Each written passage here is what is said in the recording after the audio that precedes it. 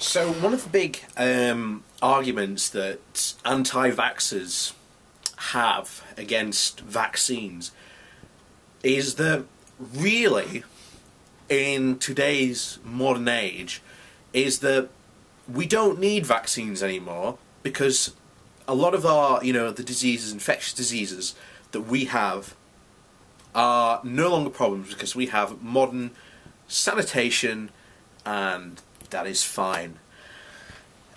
Okay, this argument alone is built on flaws, but someone sent me a very interesting read. We'll get into why it's interesting.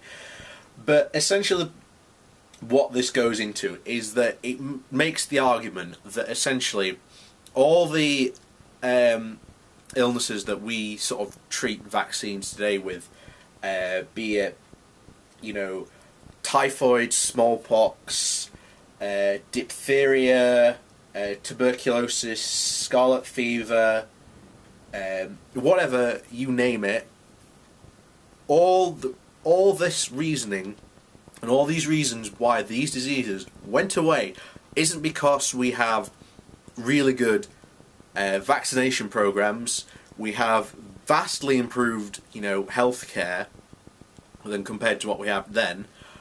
But no, it's all down to sanitation. Now, here's the thing. The sanitation argument and the sort of its improvement on public health, yes, it did have an effect. I'm not saying that it didn't. However, to attribute that it had this effect, that these diseases magically disappeared, went away because of this, is completely wrong. And in this, blog, and I'll leave a link to it below, basically this guy goes through a series of papers and basically cherry picks anything from these papers that say that sanitation had an effect on public health.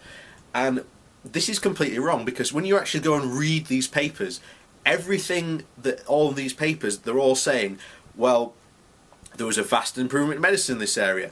This was invented. There's one of these papers that doesn't even mention that there was an improvement to a couple of the vaccines that were made. That's how bad this is cherry picked. It's unbelievable. But like I say, it took me a few days initially of like going through and looking through these papers and just going, well, hang on, this is insane. And to a point where when this is talking about, one of the things that it doesn't mention is the outbreak of Spanish flu. Now, one of the things you've got to understand was after World War I, there was a massive outbreak of Spanish flu, and it killed hundreds of thousands of people. And what stopped Spanish flu? Vaccines. Now, the author of this doesn't mention this at all. In fact, there is, in one of the papers, it does mention this specifically, and that the cause, great reduction of this, was down to the vaccinations that were invented to deal with Spanish flu. And guess what? The paper itself doesn't make any mention of the fact that it was having good sanitation. But again, the Spanish flu outbreak and the massive deaths that it caused, good sanitation didn't stop it. So instantly, the idea that, modern sanitation has, an effect is completely false. In fact, I'm going to read the sort of his ending close to it, because it's absolutely insane. And shows basically how biased and how basically the guy she basically cherry picked it. It's insane. It would appear that at best vaccines could be credited with only a tiny fraction of the overall decline of diseases and deaths in the 1800s and the 1900s.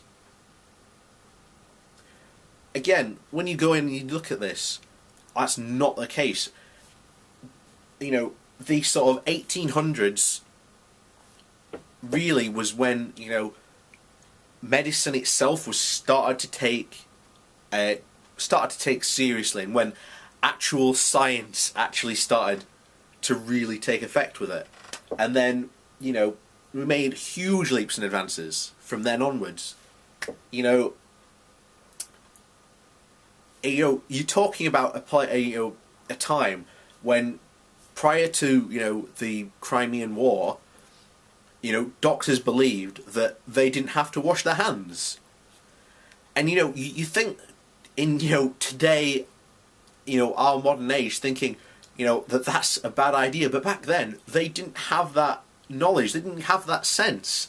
So you've got to understand the type of science and understanding that was available back then to what we have available now is not comparable. So that's the first thing. And that going back and saying that, oh, vaccines had a tiny representation. What about the huge impact the smallpox vaccination has? Now, on here, I'll get into this later actually, because it's better. I'll better bring this up when he gets into it. So I'll continue for the time being. Yeah, because death rates were declining, it is impossible to say whether vaccines had a real effect in the same forces that caused the majority of the decline would have continued to have a positive impact. Again, he's basically trying to make the claim, well, vaccines were around, but they didn't have a positive impact. This is outright denial on a level I just can't fathom. This is like saying there's a brick wall in front of you, but then someone saying there's no brick wall in front of me. It's just like, oh. Yeah. So he attributes the positive forces were primarily attributed to the improvement of sanitation, proper personal hygiene, improvement of diet, and natural cycles of disease. So, improvement of sanitation, I'm not going to argue, did have a massive impact on public health. That's not up for discussion. What is up for discussion is this idea that somehow the improvement of public health and sanitation magically made all these, really infectious and dangerous and, killing diseases disappear. We do not have these diseases today because we've pretty much eliminated them through vaccines and, modern healthcare.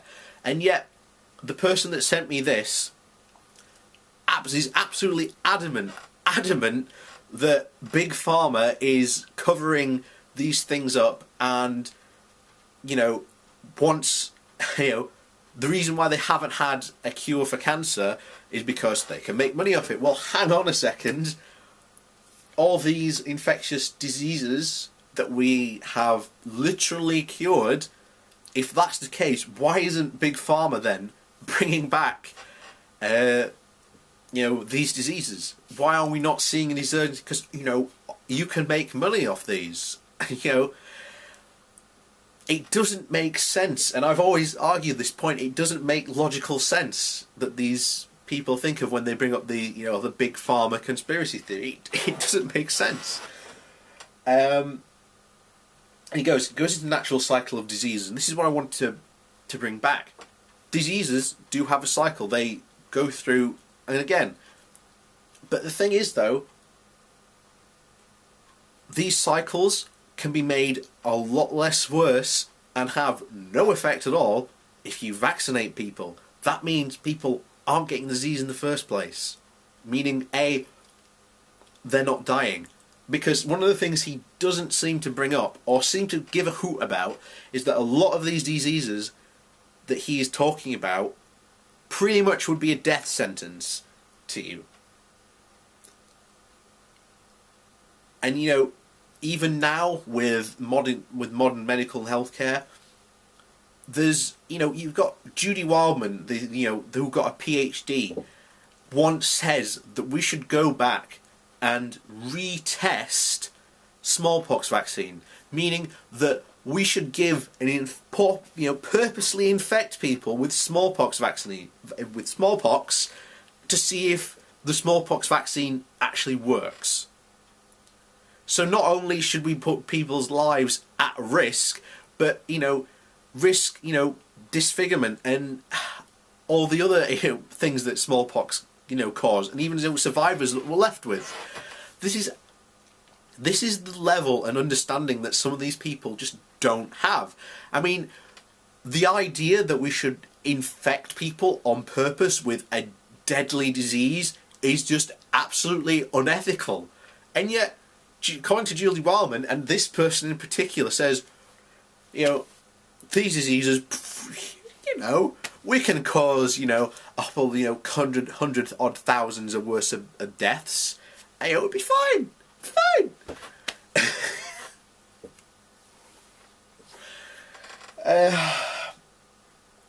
It really doesn't make any sense at all. But and this person, again, in his bemoaning of this, where is it? Yeah, here it is. Is it possible that the focus on mass vaccination programs, which eradicated all of these diseases he's talking about, diverted attention from continued improvements in sanitation?